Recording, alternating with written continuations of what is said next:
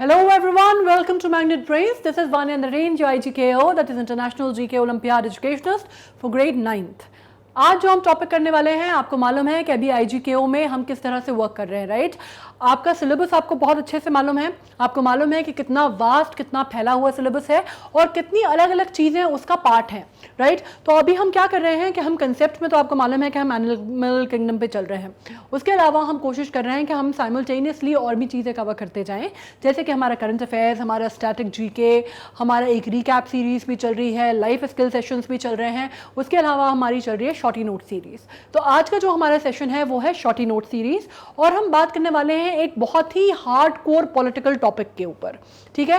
Hard core political topic मैं इसलिए कह रही हूँ उसको क्योंकि ये सीधे सीधे पॉलिटिकल गवर्नेंस से रिलेटेड टॉपिक है, हमारी कॉन्स्टिट्यूएंसी से रिलेटेड टॉपिक है, लोकसभा असेंबलीज और बाकी जो हमारी लोकल लेजिस्लेटिव असेंबलीज हैं उनसे रिलेटेड टॉपिक है।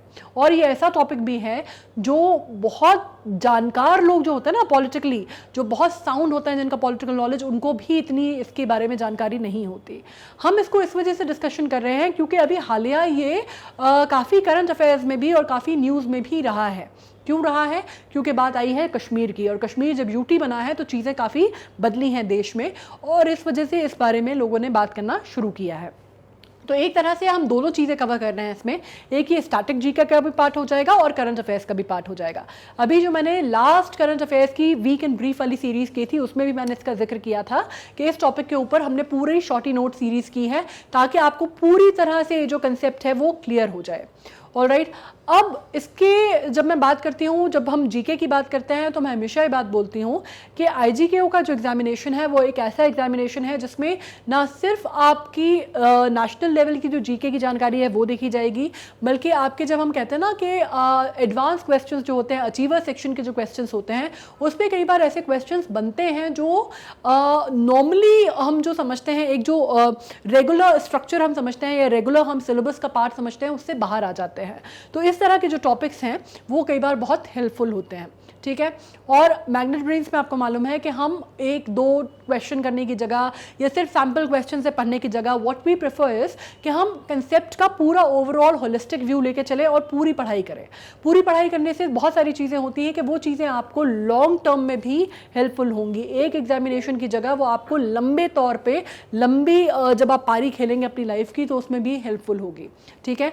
हम यहाँ पे एक दो चैप्टर पढ़ा के मैग्नेट ब्रेन्स में आपसे कोई सब्सक्रिप्शन फीस नहीं लेते, आपसे ये नहीं कहा जाता है कि आपको पैकेज परचेज करना है, आपको सब्सक्रिप्शन लेना है, या सिर्फ ऐसा नहीं होता कि शॉर्टकट का जो काम है ना कि सिर्फ आपको जो पुराने पेपर्स हैं, मॉक सीरीज हैं वो करवा दी और काम निपट गया, ठीक है? हम कंसेप्ट पे पढ़ेंगे, हम बिल्कुल जिसको कहते हैं कोर कंसेप्ट समझने की कोशिश करेंगे। Of course we will not go much into the detail, आपकी एज में टू एन एक्सटेंट कि आपको जितना नॉलेज की ज़रूरत है हम उतना वर्क करेंगे। हम बहुत ज़्यादा जिसको बोलते हैं ना निटी-ग्रिटीज़ में नहीं जाएंगे चीज़ों की, but we will try to understand the basic concepts, alright? और अगर हम ये करेंगे और अगर आप इसको सही सही समझेंगे, सही सही चलेंगे साथ में, तो this will take you to places, you take my word, this will take you to the places. और जैसे यहाँ पे लिखा है हम होंगे कामयाब, ये मैं बोल रही हूँ बहुत लॉन्ग टर्म विजन लेके, ठीक है? तो इसी के तहत अपन स्टार्ट करने वाले हैं डीलिमिटेशन कमीशन, ठीक है? डीलिमिटेशन कमीशन, ये नाम अगर अभी आपने मेरी करंट अफेयर्स की जो सीरीज आई थी लास्ट वो देखी होगी वीक एंड ब्रीफ, तो आपने ये टर्मिनोलॉजी सुनी है जिसमें मैंने ये बोला भी है कि हम शॉर्टी नोट सीरीज के तहत इसका पूरा कंसेप्ट जो है वो स्टडी करने वाले हैं, ठीक है? डीलिमिटेशन कमीशन अब बेसिकली ये न्यूज़ में क्यों है, या आज हमें अगर हम इसको पढ़ रहे हैं तो किस कंटेक्स्ट में या कौन से रेफरल में पढ़ रहे हैं? तो हम इसको पढ़ रहे हैं किस रेफरल में? डीलिमिटेशन कमीशन जो कि अभी बहुत ही करंट अफेयर्स का भी हिस्सा रहा है। आप समझ सकते हैं कि हम बात कर रहे हैं 20 दिसंबर की। 20 दिसंबर मतलब बहुत ही अभी रिसेंट की बात कर रहे हैं हम, राइट?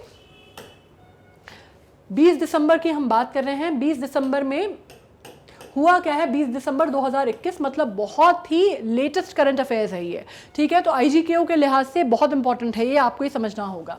अब इसमें क्या किया गया है, ड्राफ्ट प्रपोजल रखा है उनने जम्मू एंड कश्मीर का, ड्राफ्ट प्रपोजल रखा है जम्मू एंड कश्मीर का। डिलिमिटेशन कमीशन ने वो क्यों रखा है, क्योंकि जब जम्मू एंड कश्मीर यूटी बना, पहले वो स्टेट था, फिर जब आपको मालूम है यूटी बना आर्टिकल 370 स्क्रैप होने के बाद, तो उसके बाद बहुत सारे बदलाव आए, है ना। तो उसके तहत इसमें डिलिमिटेशन कमीशन ने एक अपना ड्राफ्ट दिया, और हालिया में ये 20 दिसंबर को तो दिया, इसके बाद एक और सेकंड ड्राफ्ट उन्होंने अभी दिया है, बिल्कुल 6 फरवरी को, ठीक है। उसमें उन्होंने उनका सेकंड ड्राफ्ट दिया है, जिसमें उन्होंने और भी चेंजेस किए हैं, क्योंकि कश्मीर के जो पॉलिटिकल पार्टीज थी वो उस डिलिमिटेशन कमीशन का जो ड्राफ्ट था, जो पहला ड्राफ्ट था जो कि 20 तारीख को दिया गया था, उससे सहमत नहीं थी, उससे खुश नहीं थी, ठीक है। रिजेक्शन तो बहुत स्ट्रॉन्ग वर्ड है, हम रिजेक्शन नहीं बोल सकते, क्योंकि डिलिमिटेशन का जो काम होता है वो बहुत ही ऑटोनॉमस बॉडी है, बहुत ही इंडिपेंडेंट बॉडी है, और वो किसी के भी नेतृत्व में काम नहीं करती, या वो किसी भी ऑब्लिगेशन में काम नहीं करती। तो रिजेक्शन तो बहुत बड़ा शब्द हो गया, लेकिन हाँ ये था कि नाराजगी जताई थी पॉलिटिकल लीडर्स ने, तो उन्होंने उसको ध्यान दिया है उस पर, और दोबारा एक और ड्राफ्ट जो उसका मसौदा है वो तैयार किया है। अब अपन पढ़ लेते हैं क्या हुआ है। इस प्रपोजल में सजेस्ट क्या किया गया था कि 6 नई लेजिस्लेटिव सीट जो है वो जम्मू के लिए बनाई जाएंगी, और एक जो है वो कश्मीर के लिए क्रिएट की जाएगी। अब इसको समझने के लिए आपको पहले डिलिमिटेशन कमीशन समझना पड़ेगा। डिलिमिटेशन कमीशन या इसको बाउंड्री कमीशन भी कहते हैं, ठीक है।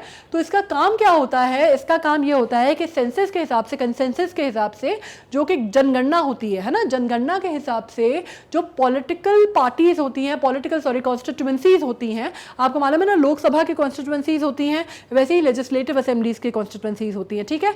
तो इसकी जो बाउंड्री तय करने का जो काम है ये डिलिमिटेशन कमीशन करता है, और ये किसके बेसिस पे किया जाता है, लास्ट कंसेंसस के बेसिस पे।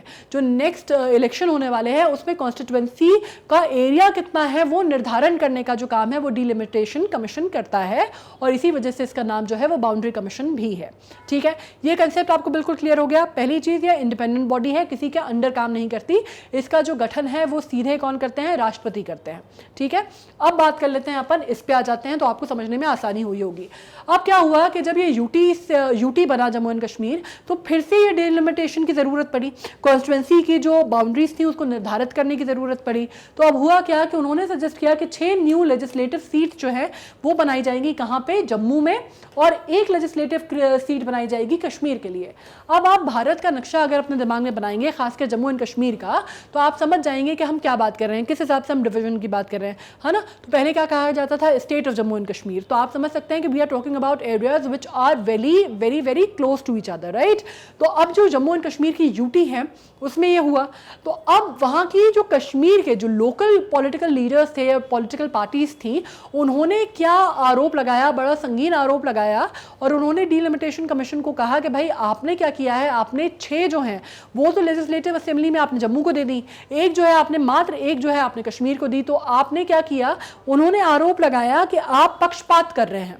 पक्षपात कैसे कर रहे हैं कि आप जो है वो जम्मू की तरफ जो है वो झुकाव ज्यादा है, और जो जम्मू का जो रिप्रेजेंटेशन है वो लेजिस्लेटिव असेंबली में बढ़ाना चाहते हैं बनस्बत कश्मीर के, ठीक है। तो ये देखा जाए तो बहुत बहुत संगीन आरोप लगाया उन्होंने, और इस पे उन्होंने बहुत ही नाराजगी जताई, और उन्होंने कहा कि ये तो हमारे साथ जो है ये बिल्कुल भेदभाव किया जा रहा है, और ये हमारे साथ जो है ये नाइंसाफी हो रही है और गलत है।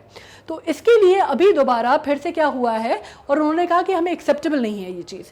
तो अब क्या हुआ कि ये जब एलिगेशन लगा, तो वैसे तो कोई भी पॉलिटिकल पार्टी जो है वो डीकमीशन जो होता है, डिलिमिटेशन कमीशन, उसके डिसीजन को मानने से इनकार नहीं कर सकती, ठीक है। इतना इंडिपेंडेंट बॉडी है, इतनी पावरफुल बॉडी है ये कि इसके निर्णय को चैलेंज नहीं किया जा सकता, not in any court of law. मतलब हम ऐसे तो पॉलिटिकल पार्टीज बोलने की बात अलग है कि हम निंदा करते हैं, हम इस बात को मानने से इनकार करते हैं, लेकिन उनके मानने से, इनकार करने से, कहने से वो इनकार कर नहीं सकते, ठीक है।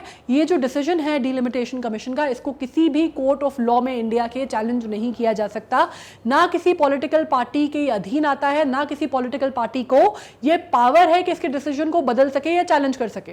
लेकिन उसके बावजूद उन्होंने अपनी नाराजगी जताई, तो आप कह सकते हैं कि एक तरह से इनकी थोड़ा सा आप कह सकते हैं कंसिडरेशन है, या आप कह सकते हैं कि एक तरह से भलमनसाहत है कि उन्होंने दूसरा ड्राफ्ट जो है, दूसरा मसौदा जो है वो तैयार किया है, और वो अभी फिलहाल 6 फरवरी की न्यूज़ में था, और इस वजह से हमने करंट अफेयर्स में वीकेंड ब्रीफ में भी उसको कवर किया है। अब डीलिमिटेशन कमीशन कौन अपॉइंट करता है? ठीक है, डीलिमिटेशन कमीशन जैसा मैंने कहा कि प्रेसिडेंट ऑफ इंडिया, राष्ट्रपति जो है भारत के, वो इसको अपॉइंट करते हैं। 1951 में इसका जो पहली बार 1951 है इसका गठन किया गया था। ठीक है, 1951 में गठन किया गया था। और बात ये की जा रही है कि 1951 में जब इसका को गठित किया गया तो इसके जो मेंबर्स होते हैं वो कौन होते हैं? वो बिल्कुल इंडिपेंडेंट मेंबर्स होते हैं। वो किसी भी राजनीतिक पार्टी से उनका कोई लेना देना नहीं होता, लेजिस्लेशन से, एग्जीक्यूटिव बॉडी से उसका कोई लेना देना नहीं होता। ये काम करती है इलेक्शन कमीशन ऑफ इंडिया के साथ मिलके, लेकिन ये अपने आप में पूरी तरह से स्वतंत्र बॉडी है। ठीक है, और ये कोलैबोरेशन जैसे मैंने कहा इलेक्शन कमीशन ऑफ इंडिया के साथ करती है। और इसका जो मेन पर्पस है वो क्या होता है कि आपको ड्रॉ करनी है boundaries for constituency all over the country. ठीक है, आपको पूरे देश में जो कॉन्स्टिट्यूएंसीज हैं जो रिप्रेजेंट करती हैं कॉन्स्टिट्यूएंसीज लोकसभा में और लेजिस्लेटिव असेंबलीज में, उनकी बाउंड्रीज जो हैं उसका निर्धारण का जो काम है, वो बाउंड्रीज तय करने का जो काम है वो डीलिमिटेशन कमीशन करता है। ठीक है, ये बात समझ में आई? अब अपन बात कर लेते हैं कि delimitation commission is the process of fixing limits और boundaries of territorial constituencies in a country to represent changes in population.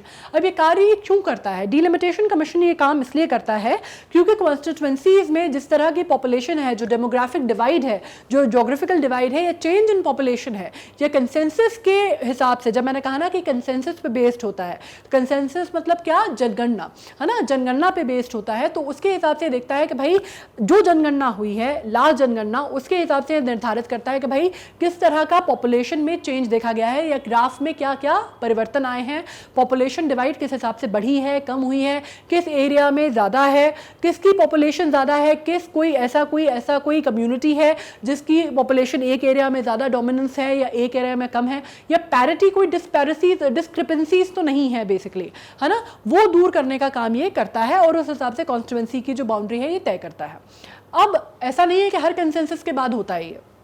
Bharat की जब हम बात करते हैं, इतना बड़ा राष्ट्र है कि हर बार हर कंसेंसस के बाद अगर आप सोचेंगे आप डीलिमिटेशन जो कमीशन है वो काम करेगा और उसकी कॉन्स्टिट्यूएंसीज को चेंज करेगा, ऐसा नहीं होता। कोई वजह जब तक नहीं होती तब तक वो नहीं करता। भारत के इतिहास में अगर आप देखें तो 51 में इसकी स्थापना हुई थी, गठन किया गया था।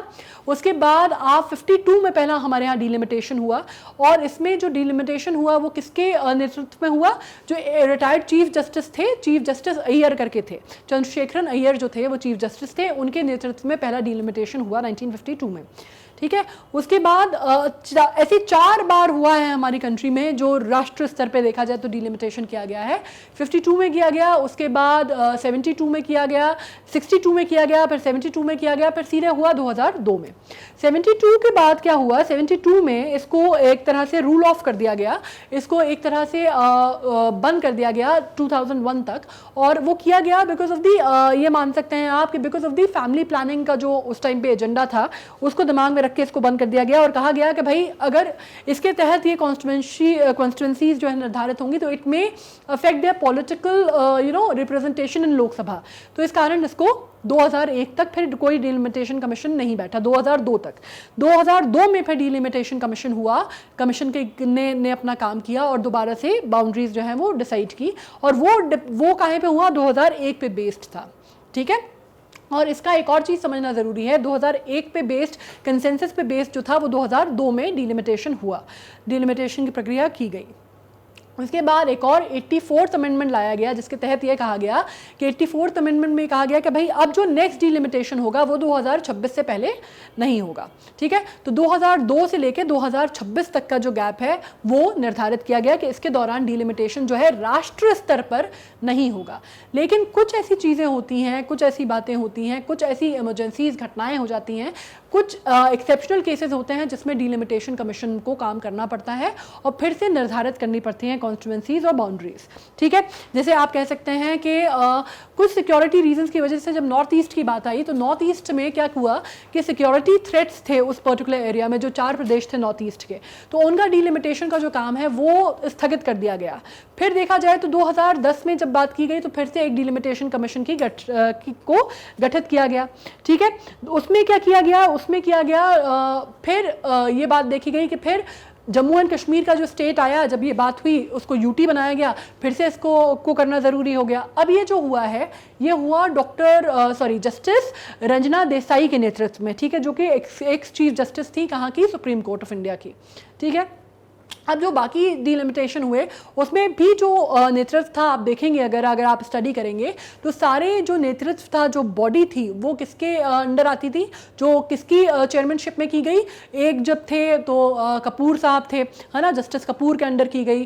फिर इसी तरह से जो लास्ट हुई वो 2002 का जो डिलिमिटेशन था वो जस्टिस कुलदीप सिंह के अंडर किया गया, ठीक है। तो आप देखेंगे कि ये जो चेयरमैनशिप होती है वो हमेशा किसकी होती है, जो एक्स जस्टिस रहते हैं सुप्रीम कोर्ट ऑफ इंडिया के, ठीक है। अब इसमें हम बात कर लेते हैं कि जब ये नॉर्थ ईस्ट का आपको नक्शा दिख रहा है, ठीक है, नॉर्थ ईस्ट का जो डिलिमिटेशन है वो स्थगित कर दिया गया था, पोस्टपोन कर दिया गया था because of the security threat.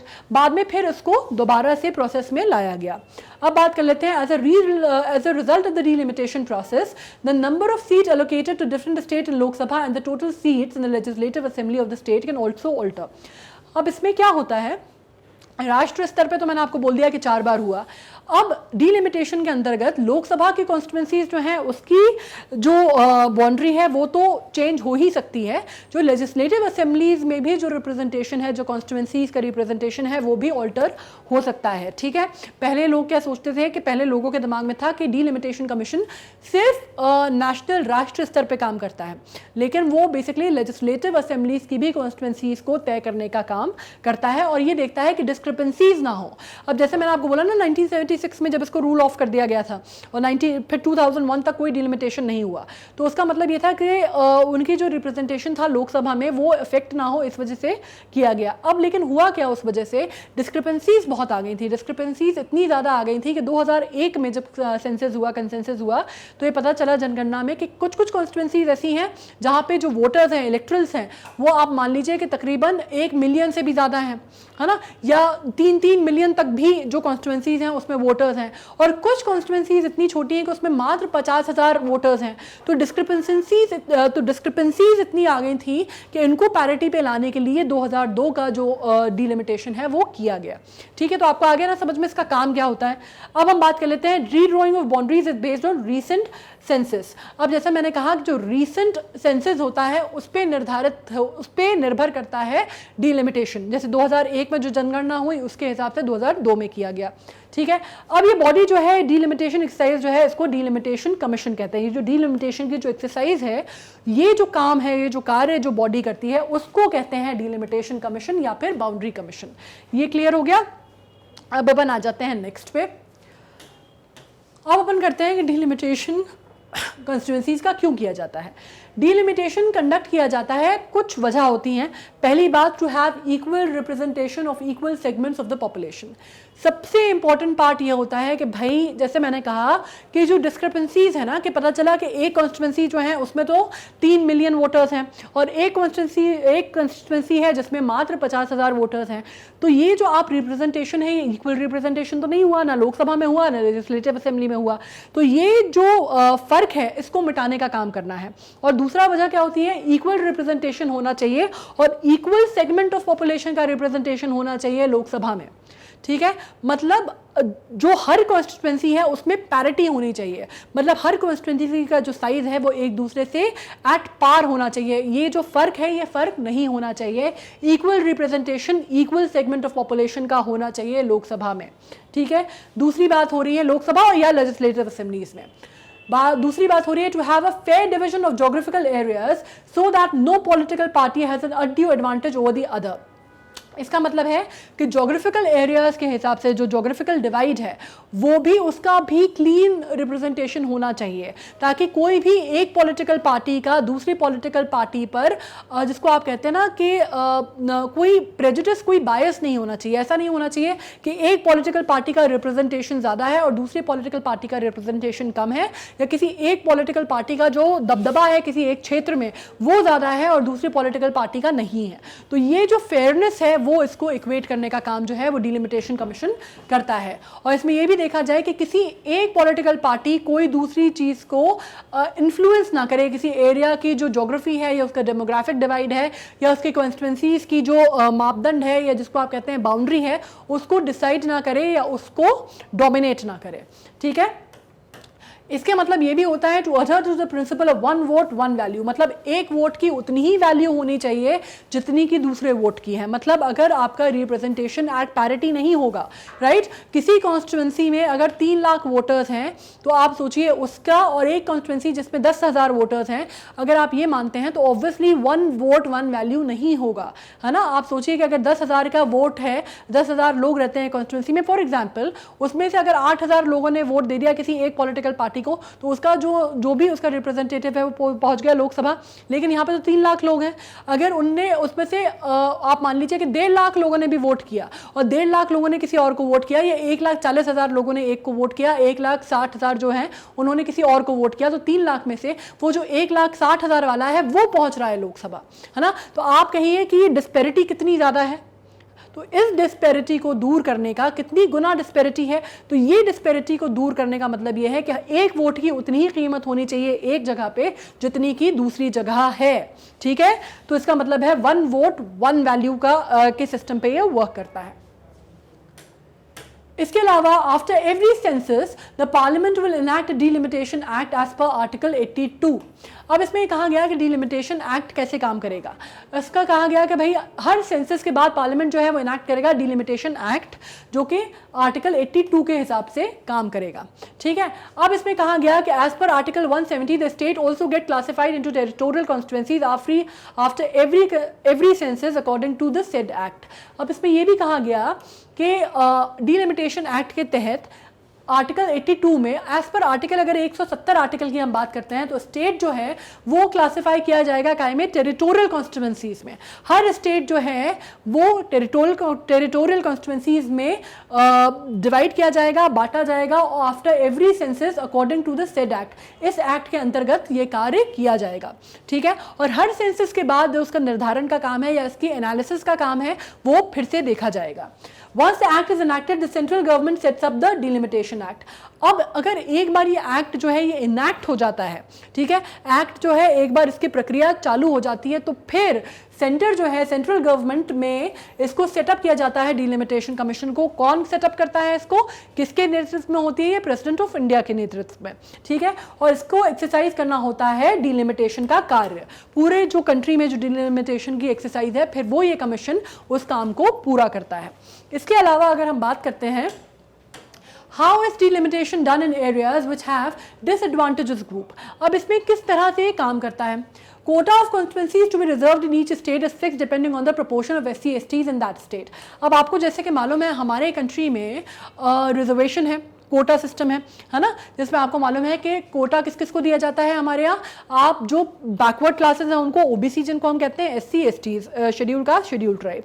अब ये काम कैसे करता है, तो ये काम ऐसे करता है कि जिन एरियाज में डिसएडवांटेज्ड ग्रुप हैं उसमें क्या करता है, कोटा जो कॉन्स्टिट्यूएंसीज का है वो रिजर्व किया जाता है हर स्टेट में, डिपेंडिंग के वहाँ पे SC और ST की पॉपुलेशन का रेशियो किस तरह का है, या उसका जो डिवाइड है वो किस तरह का है, या पॉपुलेशन किस एरिया में, किस प्रांत में SC ST की पॉपुलेशन ज्यादा है।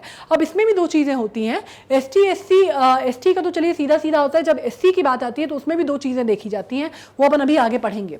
After drawing the boundaries, delimitation commission क्या करता है, कॉम्पोजिशन देखता है पॉपुलेशन की, ठीक है, हर कॉन्स्टिट्यूएंसी में।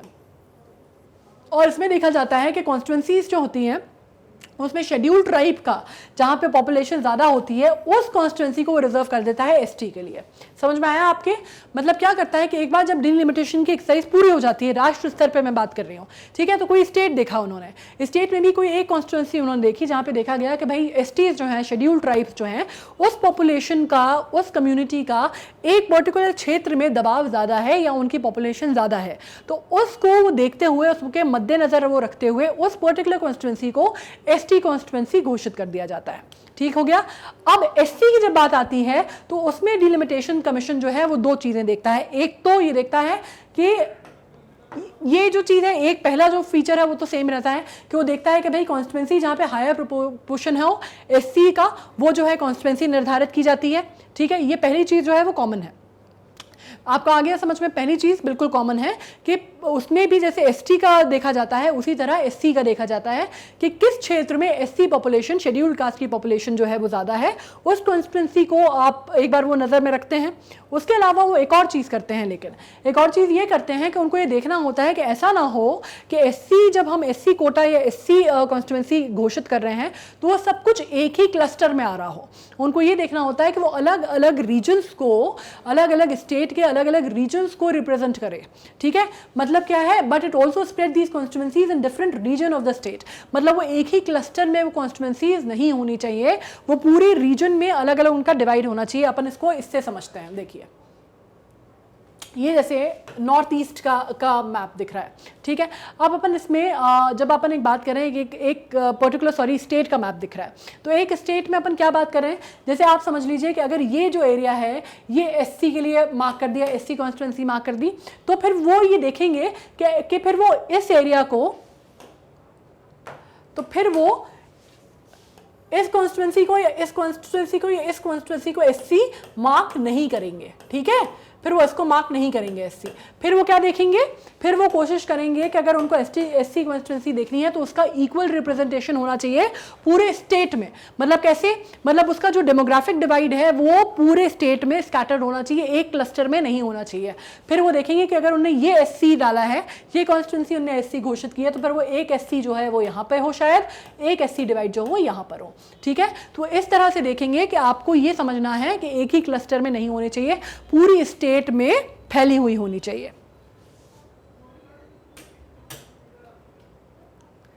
ठीक है, और ये जो रिजर्व कॉन्स्टिट्यूंसीज है ना जिनकी हम बात कर रहे हैं, एससी की, एसटीज की, अब इसमें ओबीसी का नहीं होता। ठीक है, वो सिर्फ कॉन्स्टिट्यूंसीज होती हैं, वो दो ही उसके लिए रिजर्व होती हैं, एससी कॉन्स्टिट्यूंसीज होती हैं, एसटी कॉन्स्टिट्यूंसीज होती हैं, और ये भी परमानेंट नहीं होती हैं। ऐसा नहीं है कि एक बार बन गई तो बन गई और जीवन भर के लिए हो गई, है ना। ये भी जो है अगला सेंसस जो होगा, अगला कंसेंसस के टाइम पे इसको फिर से आप जो है वो आप दोबारा इसको रोटेट भी कर सकते हैं, दोबारा ये चेंज भी हो सकती है। नेक्स्ट डिलिमिटेशन जब होगा तब हो सकता है कोई और कॉन्स्टिट्यूंसी जो है वो निर्धारित हो जाए, कॉन्स्टिट्यूंसी या एसटी कॉन्स्टिट्यूंसी। तो ये फॉर एवर नहीं है, ये अगले डिलिमिटेशन में रोटेट भी हो सकती है, ये भी ध्यान रखने की बात है। अब आ जाते हैं अपन चौथे पॉइंट पे, constitution does not make similar reservation for other disadvantage group. अब जैसे मैंने कहा कि ये सिर्फ जो है वो एससी एसटीज के लिए होता है, ओबीसीज के लिए या दूसरे डिसएडवांटेज्ड ग्रुप जो हैं, कम्युनिटीज जो हैं, उनके लिए नहीं होता। ठीक है, अब डिलिमिटेशन कमीशन पे अपन फिर से आ जाते हैं। Delimitation commission high level body होती है, जैसा मैंने कहा, सेटअप की जाती है by an act of the parliament. ठीक है, इसको अपॉइंट किया करता है कंट्री का प्रेसिडेंट, और एक काम करती है टेंडम में on an collaboration with election commission of India.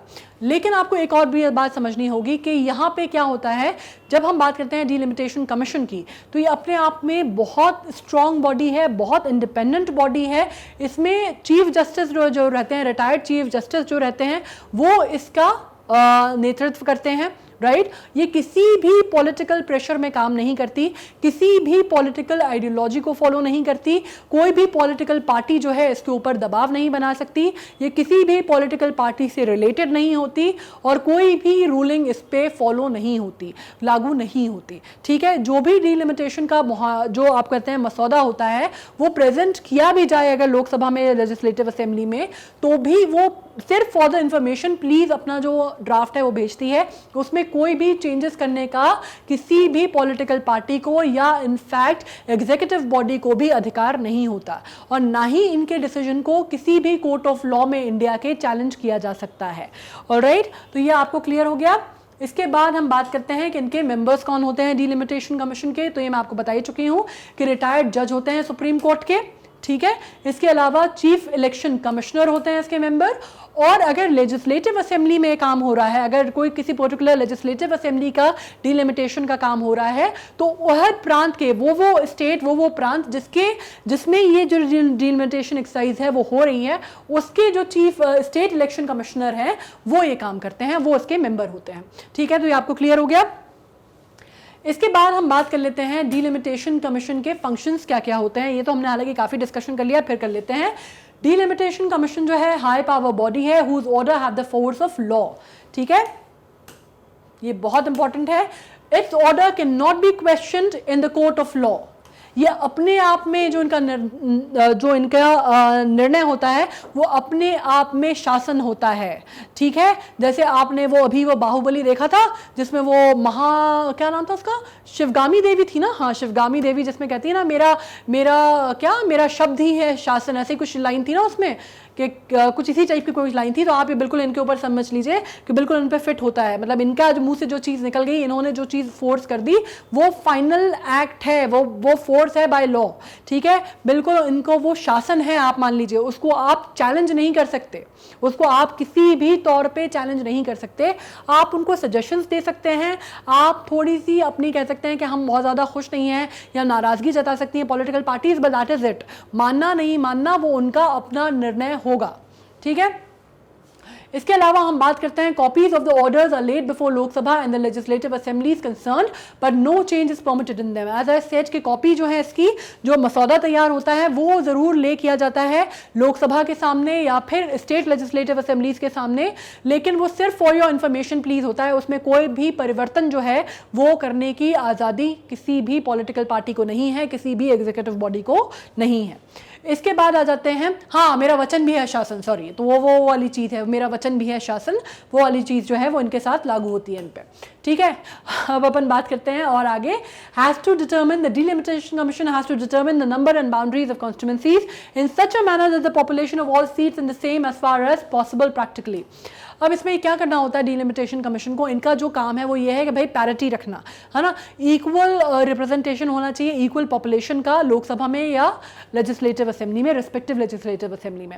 One vote one value, ये भी आप समझ गए। तो अब इनका काम क्या है कि इनको देखना है कि भाई हर कॉन्स्टिट्यूंसी का जो साइज है वो तकरीबन, जब हम डेमोग्राफिक डिवाइड की बात कर रहे हैं या पॉपुलेशन रिप्रेजेंटेशन की बात कर रहे हैं, तो वो इक्वल हो, जहां तक इक्वल हो सकता है उतना इक्वल हो।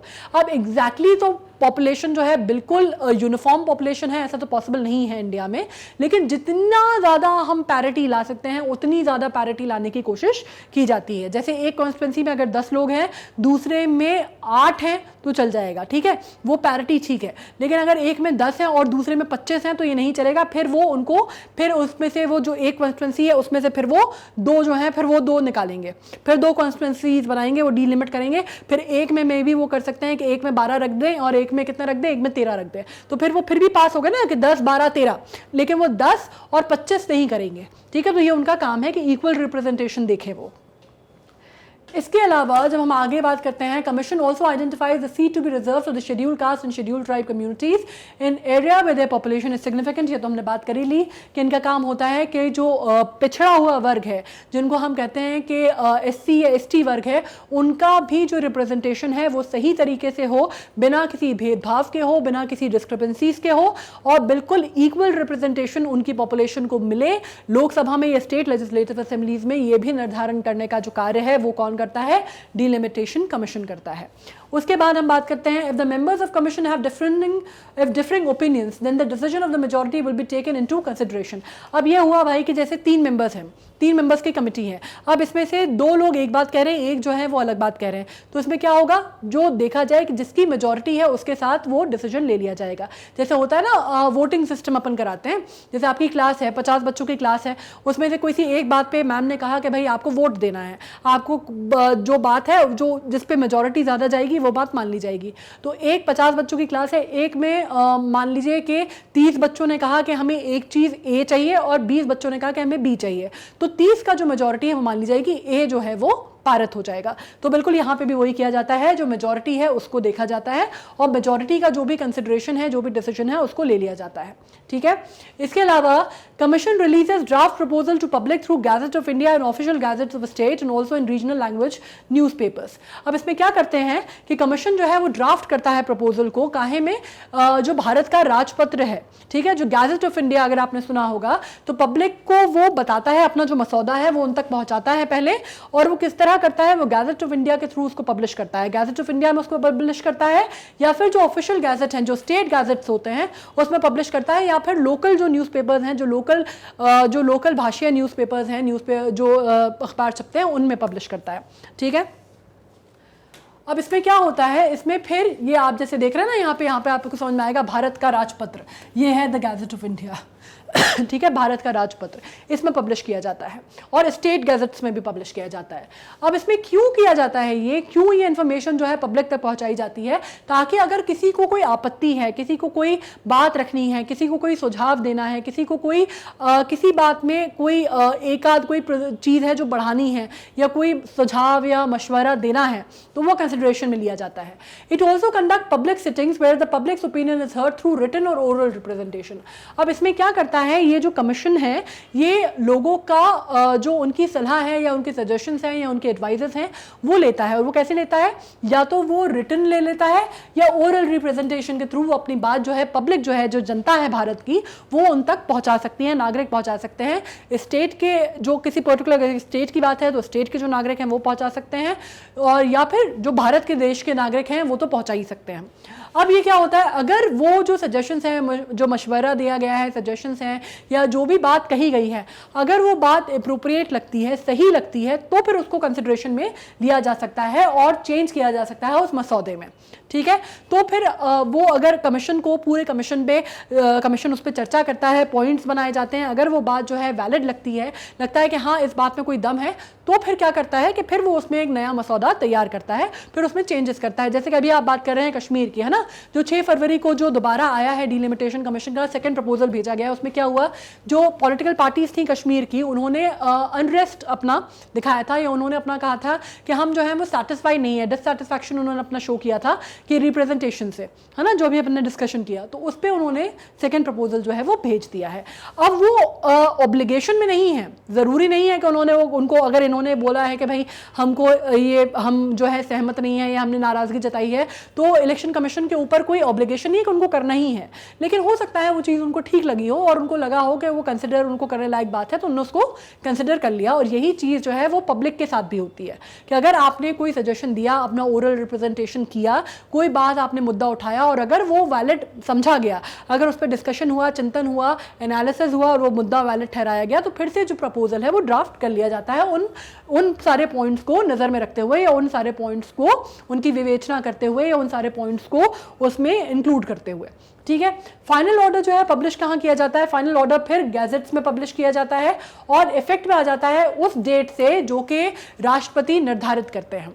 ठीक है, फाइनल जब प्रपोजल पूरा फाइनल हो जाता है तो फिर फाइनल प्रपोजल जो है उसको गैजेट्स में फिर से दोबारा पब्लिश किया जाता है, और इस टाइम पे उसमें कोई भी चेंजेस नहीं होते, और ये उस दिन एक्ट में आ जाता है, उस दिन निर्धारण में आ जाता है, निर्धारित किया जाता है जो दिन इफेक्ट में आ जाता है। विद इफेक्ट फ्रॉम, हमने सुना है ना, फला फला चीज आई है और it will be enacted with effect from, तो ये जो विद इफेक्ट फ्रॉम वाली चीज है, विद इफेक्ट फ्रॉम, ये आपने अक्सर पढ़ा होगा। ठीक है, विद इफेक्ट फ्रॉम, ये डेट जो है ये कौन मुकर्रर करता है, ये मुकर्रर करता है भारत का राष्ट्रपति। अब हम डिलिमिटेशन की प्रॉब्लम समझ लेते हैं कि भाई ये सब तो ठीक है, हमने पढ़ लिया कि क्या करता है, बहुत पावरफुल बॉडी है, क्या काम करती है, किस तरह। अब हम इसमें समझते हैं कि इसमें प्रॉब्लम्स क्या आती हैं। ठीक है, because of the delimitation process state that have not achieved any significant stride in reducing their population could end up with larger number of seats in the parliament। अब क्या होता है कि कई बार ये होता है कि कुछ स्टेट्स ऐसे होते हैं जिसमें भाई कोई सिग्निफिकेंट स्ट्राइड नहीं होता, उनकी पॉपुलेशन में कोई रिडक्शन नहीं होता, उनके पॉपुलेशन में बढ़ोतरी हुई है या फिर सेम स्टेटस को है, कोई रिडक्शन नहीं हुआ है, तो फिर वो बेचारे क्या होता है, उनके साथ ये प्रॉब्लम्स होती है, फिर जो उनके कॉन्स्टिट्यूंसीज हैं वो हायर नंबर ऑफ रिप्रेजेंटेशन के साथ ही पार्लियामेंट में जाती हैं, इसके लिए कुछ किया नहीं जा सकता। ठीक है, अब हम बात कर लेते हैं 2008 में delimitation was based on the census of 2001। However the total number of seats in the parliament and the legislative assembly fixed as per census of 1971 was not changed. अब इसमें हुआ क्या, 2008 का जो डिलिमिटेशन हुआ, जब मैंने कहा कि आसाम की बात की गई है ना, कुछ पर्टिकुलर स्टेट्स की बात की गई, पूरे देश का तो हुआ नहीं था, लेकिन उसमें हुआ क्या, डिलिमिटेशन जो किया गया वो 2001 में किया गया, तो 7 सालों में बहुत फर्क आ गया होगा डेमोग्राफिक डिवाइड में, पॉपुलेशन डिवाइड में, तो वो नहीं किया गया। अब उसकी वजह से क्या हुआ, टोटल नंबर जो थी सीट्स में पार्लियामेंट में या लेजिस्लेटिव असेंबली में वो फिक्स की गई किसके हिसाब से, सेंसस के 1971 के सेंसस के हिसाब से, तब से वो चेंज ही नहीं हुई थी। तो ये एक और प्रॉब्लम है ना, कि आप इसको फिक्स्ड जो है, आप कोई इसको बेंचमार्क नहीं बना सकते, आप इसमें बिल्कुल ये नहीं कह सकते कि ये जो है ये बिल्कुल फेयर जो है वो इक्वल रिप्रेजेंटेशन हो रहा है इसके तहत। अब यहाँ पे अपन पहले यहाँ पे ये मैप और देख लेते हैं तो आप समझ जाएंगे कि न्यू स्टेट जो है प्रपोज किए गए, जो दिसंबर में प्रपोज किए गए थे, न्यू सीट सॉरी जो प्रपोज की गई थी वो कौन सी थी? वो कुपवाड़ा थी, रियासी थी, राजौरी थी, सांबा थी, कठुआ थी, डोडा थी, किश्तवाड़ थी और लद्दाख थी। ठीक है, तो अब इसका रिप्रेजेंटेशन कैसे हुआ था? बाकी जितनी थी हम बात कर रहे थे जम्मू एंड कश्मीर की, जिसपे लोगों ने प्रॉब्लम उठाई थी, जिसपे लोगों ने उंगली उठाई थी कश्मीर के रिप्रेजेंटेशन को लेके, वो सीट्स इस तरह से थी जो दिसंबर में हुआ। ठीक है, उसके बाद अभी जो 6 फरवरी को हुआ वो रिवाइज किया गया है प्रपोजल। इसके अलावा दूसरी प्रॉब्लम यह होती है कि another problem is that the Constitution of India has put a cap on the maximum number of seats in Lok Sabha to 550 and Raj Sabha to 250। अब प्रॉब्लम यह हुई है ना कि जो नंबर है राज्यसभा और लोकसभा के, इनको डिफाइन कर दिया गया है by the constitution of India. इन्होंने मैक्सिमम कैप लगा दी है to the maximum number of seats in Lok Sabha to 550 and Rajya Sabha to 250। तो इस वजह से कई बार इक्वल रिप्रेजेंटेशन या इक्वल डिस्ट्रीब्यूशन ऑफ नहीं हो पाता। वो जो 1 वोट 1 वैल्यू का जो थ्योरी है, 1 वोट 1 वैल्यू, वो वर्कआउट नहीं कर पाती। ठीक है, so because of delimitation and increasing number of population are being represented by single representative. अब इस कैपिंग के कारण क्या हुआ है, जैसे कि अभी बात हुई कि कुछ स्टेट्स में जहां पे पॉपुलेशन डिवाइड जो है उसको वर्कआउट नहीं किया जा पा रहा, पैरिटी जो है वो नहीं लाई जा पा रही, और इसके कारण क्या हो रहा है कि कुछ पॉपुलेशन जो हैं कुछ स्टेट्स में जहां बढ़ी हैं या फिर जहां पे कम नहीं हुई है पॉपुलेशन, तो वहां पे they finally end up getting higher number of population represented by the single person in Lok Sabha. ठीक है, तो उसका जो रिप्रेजेंटेशन है लार्जर नंबर का, वो एक ही आदमी कर रहा है। ठीक है, एक ही रिप्रेजेंटेटिव जो एक ही एमपी कर रहा है, तो ये भी प्रॉब्लम आ जाती है कई बार। दूसरी बात ये हो जाती है कि अमेंडमेंट जो है वो postpone the lifting up of the cap on the maximum seats in the parliament to the year 2026। अब ये हुआ कि जो 84th अमेंडमेंट हुआ है उसके कारण क्या बात हुई, उसके कारण प्रॉब्लम हुई है कि जो लिफ्टिंग है, जो कैप है ना, जो कॉन्स्टिट्यूशन ने जो कैप लगाई हुई है 550 और 250 पे, इसको लिफ्ट नहीं किया जा सकता 2026 तक। ठीक है, तो ground that the uniform growth rate of population would be achieve by 2026 through out India. अब ये प्रॉब्लम ये हो रही है ऑन द ग्राउंड्स कि ये कहा जा रहा है 2026 तक, क्यों लगाई है उन्होंने कि 2026 तक इसको हटाया नहीं जा सकता है, ये 2026 तक ये प्रोसेस दोबारा नहीं हो सकता, क्योंकि ये माना जा रहा है कि ये एक तरह का, आप कह सकते हैं कि एक तरह का अजम्पशन है कि तब तक जो है वो यूनिफॉर्म ग्रोथ रेट जो है पॉपुलेशन का वो अचीव हो जाएगा पूरे भारत के वर्ष में। ठीक है, 2026 तक ये माना जा रहा है, ये अजम्पशन है। तो इसके तहत 84th अमेंडमेंट में किया गया कि 2026 से पहले डिलिमिटेशन एक्सरसाइज नहीं की जाएगी राष्ट्रीय स्तर पर। तो ये एक और प्रॉब्लम है।